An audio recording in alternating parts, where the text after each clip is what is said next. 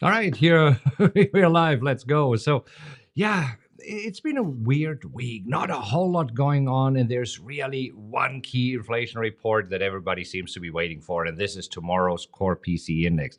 However, we have some earnings that were coming in from Walgreens, from Micron, and we also have some news from Amazon. So we do have quite a lot to talk about, and we do have more trades for you. And with that said, welcome to Coffee with Marcus and Mark. And in this show, we're going to talk about what's happening in the markets and how we are trading it. And today is June 27th. And Mark, the whole week was kind of like a dud if we look at the S&P here. Yeah, not a whole lot of action, pretty quiet, and just kind of drifting higher, but not without any real enthusiasm. And the VIX falling in the meantime. Yeah, so this is basically what we saw over the last 2 weeks. Last week, we had a shortened trading week because of the holiday. Next week, we have a shortened trading week because of the holiday. And yeah, as you said, the VIX, the fear index, falling and falling and falling right now below 13 at 12 and a half again. Which, for options premium seller, not a whole lot. But we have some good trades going on. We'll talk about this. But yeah, overall, it's like, wah, wah, wah. We did have some economic reports this morning that could have potentially moved the markets, but they didn't. Yeah, no, and we on a 5 minute chart we saw a tiny push higher, but it was like 0.1% when we actually saw the distance there. So it on the chart it looked like it was something, but it was really nothing. Um, you see those red flag reports, final GDP. Well, final GDP came in line with expectation, which was 0.1% higher than the previous estimate, but it was in line with the expectation there. And then unemployment claims slightly lower. Yeah, but also this is where it's not a whole lot. We're talking about 3,000 lower than expected, and so overall, this was just kind of meh. Not a whole lot going on, and the big one will be tomorrow, the core PCE price index.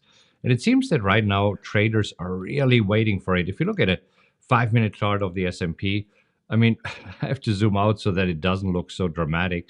But this is here where let me zoom in again so that we see what happened here. So we opened slightly lower than yesterday's close, pushed higher, pushed lower, pushed higher, pushed lower. Right now we are trading kind of exactly where we closed yesterday, up 1 point on a 5,400 point index.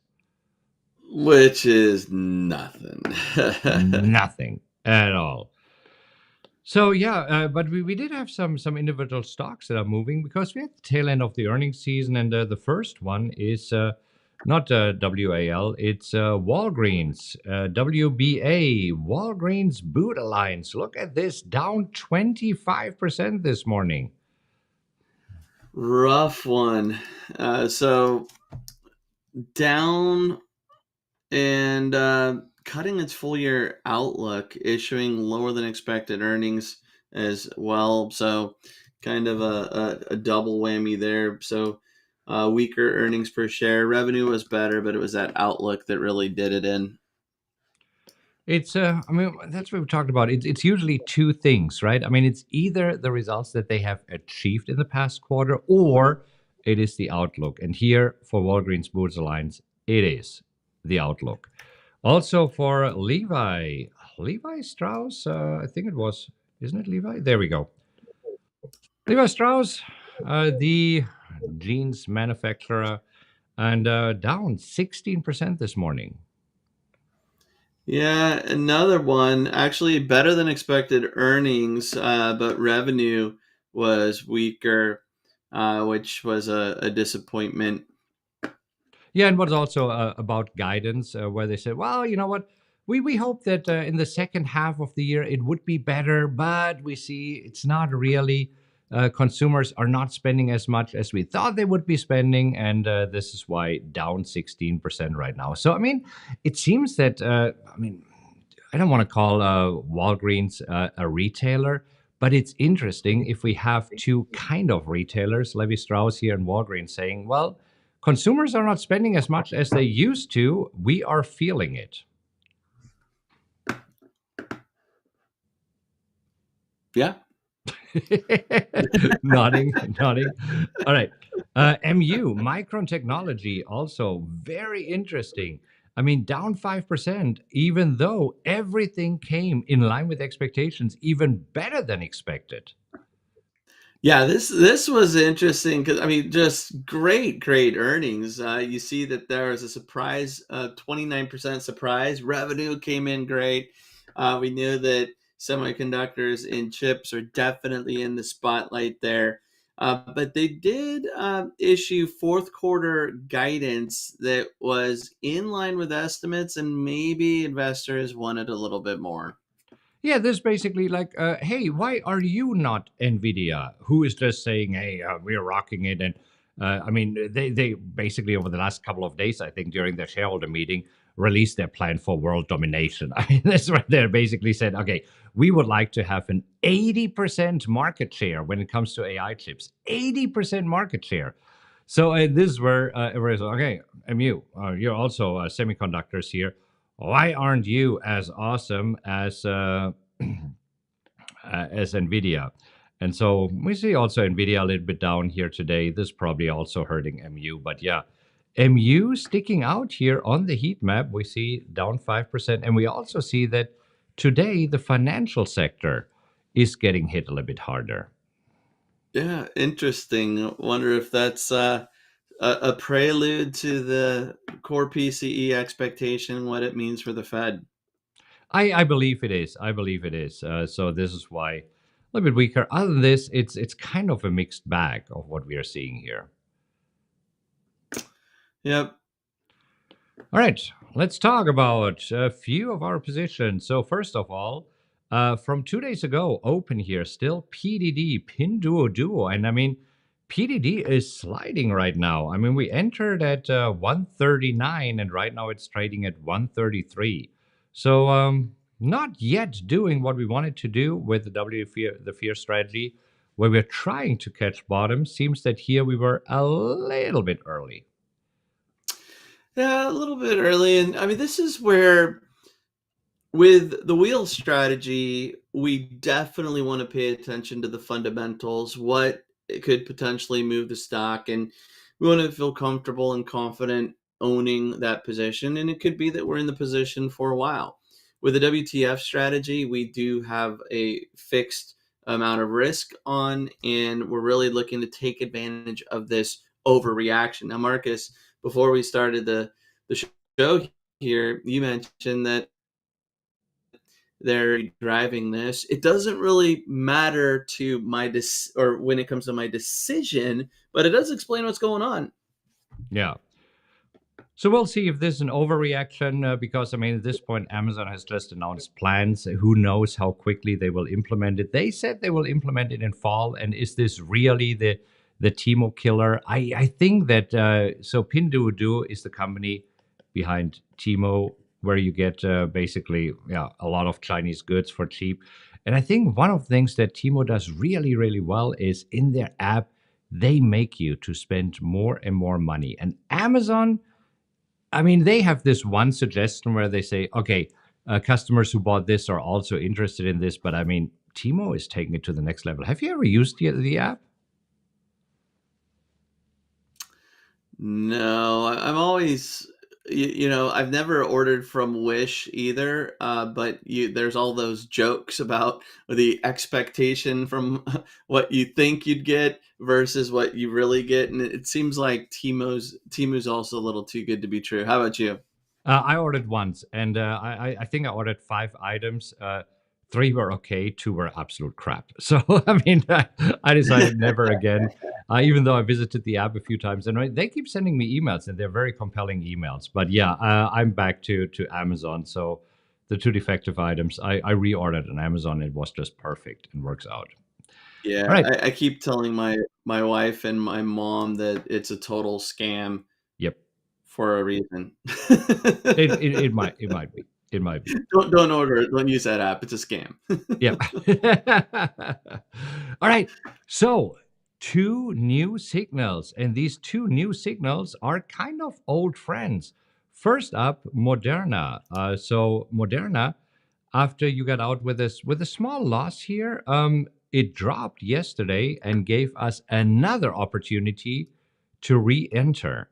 So, what happened? Did you re-enter? Yes or no? Or did you say, I'm done with this? No, I did re-enter because it was a valid signal, and like you said, I took this one. You didn't. I got in and out for a small loss, so that exit at the open actually following the plan helped because it did fall after there was one of their vaccines. I think that the efficacy or it just wasn't as high as some investors had hoped. So fell on that news, and there's a little more downside today, but the idea is that it's an overreaction, oversold, and we get a pop higher in the next 4 to 5 days. Even if the overall trend ends up being lower over time, it could be that we get a nice bounce after this overreaction. That's what I'm looking for. Yeah. All right, and then another familiar name, RTX. We recently exited it, and we exited with a super small profit. It was almost a scratch trade. And we had another signal Yeah. here this morning to enter at 101.47. Yeah, exactly. Yesterday or the last couple of days, there was a bit of a dip, and then a new signal valid. So another one after that bigger drop, you have this oversold situation. So let's now see it rally just a little bit for a nice win. Yeah. So I took this one as well. I took it previously, so I took it right now. So for me, I'm in two positions. I am in PDD, Pinduoduo, and RTX. And in addition, you are in Moderna. Yes, All right. that is correct. So over to the wheel. And at the wheel, looking at our portfolio. So first up, CSIQ. CSIQ a little bit all over the place here this morning. I mean, this is where we see, okay, we opened slightly lower, pushed higher, right now lower a little bit. So right now down 1%. I mean, it seems that we're oscillating between being up a little bit, being down a little bit. We sold the 1550 puts for another partial rescue mission, hoping to bring down our cost basis here and making it easier for us to sell calls. Right now, I mean, based on what's happening today, we could get assigned, and we'll see what happens tomorrow. I think with this one, it could come down to the wire. It really could, and that's fine. We got some nice premium on the put side, but our goal here is really to pick up more shares, and so getting paid to pick up more shares would be nice. 1550 is the line in the sand for us, and we'll see what happens tomorrow. Yeah. So we'll let you know on Monday of what happened here, whether we get assigned and what our new cost basis is. Halliburton, another one that might come down to the wire. So HAL, we both got assigned at 34.50. We sold calls against our existing position.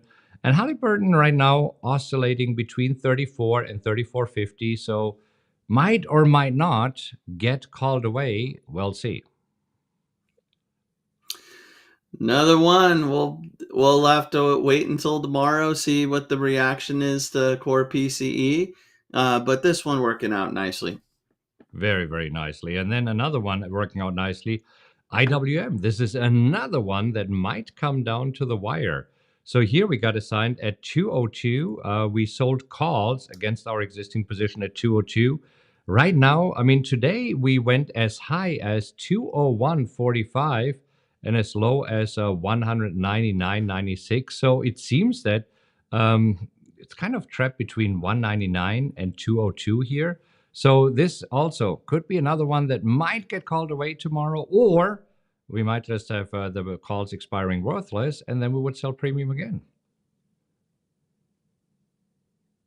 Yeah, this one working out just like we wanted when we introduced the idea in Barcelona to our mastermind group. Just IWM as an ETF that tracks the Russell 2000. It moves in these nice ranges, and so it's it's been nice to sell puts, get assigned, sell some calls, and I'm okay getting called away or seeing those calls expire worthless and then do it again. Yeah. So anyhow, all of this good, and then we have UPS, our little buddy here. UPS had some excitement from the FedEx earnings report yesterday. Today, we're going right back into this range. So we see we have a new range established here that is somewhere between, I want to say, what, 134 and 140. And right now we are strapped right dead smack, almost dead smack in the middle of this range here. 137 would be the middle. Yep. So waiting on So, that.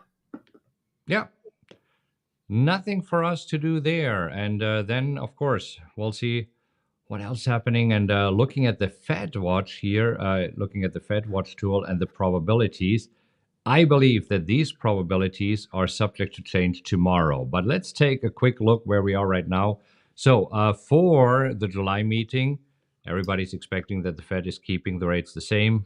I believe this will be true. And then we have kind of a 65-35% probability here that they might lower it. So 65%. What do you think how this will change tomorrow? Why do I even ask you? This is pure speculation. I mean, you could toss a coin. I think that the probabilities are going to increase for that September cut. I believe so too. If it comes out as expected, which would be better than the previous months, I mean, this is good. It doesn't have to come out better than expected. It just has to come out in line with expectations. Exactly. All right. Well, before we see what's happening in the markets and wrap it up here, do you have a joke for today? What do you got? I definitely need to work on some more trader jokes. But I was wondering, did you hear about the dyslexic man that walked into a bra? No.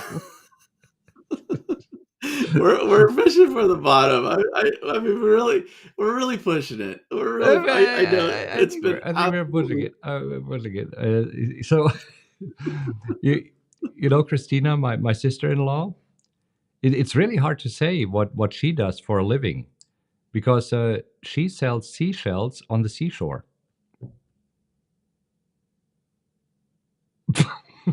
Okay, it's a race to the bottom. So it is right now also in the markets. I'm trying to make at least a smooth transition here. So right now we are trading towards session lows, but I mean overall the range that we see today in the S&P, I mean this is not a real range. I mean 0.3% up and down, so nothing happening here. But it seems that traders have some nervousness going into tomorrow, even though the VIX, the fear index, is not necessarily showing it. But it seems that everybody here is in a wait and see or wait and hold pattern or wait and Yeah. whatever pattern. Yeah. So I mean, we know that this is what traders have been focusing on this week, and we'll just have to see what the reaction is. Could be a market mover, or it could be much ado about nothing. We'll just have to wait and see. Yeah. In any case, you don't want to miss tomorrow's show. So make sure that you subscribe. And if you like today's show, click on like. I really appreciate all of the likes. And if you find that this content was worth sharing, there's a share button underneath. We appreciate all of the shares. Okay. With that said, make sure to tune in tomorrow morning when we are back talking about the PCE index, a core PCE inflation report, and what effect it has on the markets. Until then, have a great rest of your day. Happy trading, everybody.